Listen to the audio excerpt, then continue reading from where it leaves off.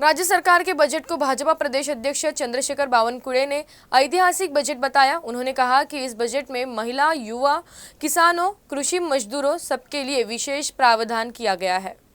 मागच्या 20 वर्षापासून मी विधिमंडळात आहे।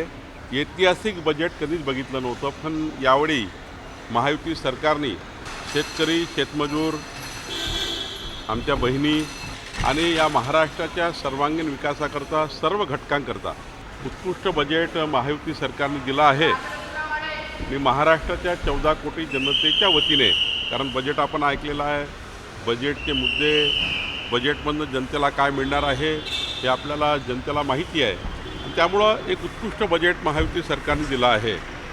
मी महायुती सरकारचं खूप खूप अभिनंदन करतो।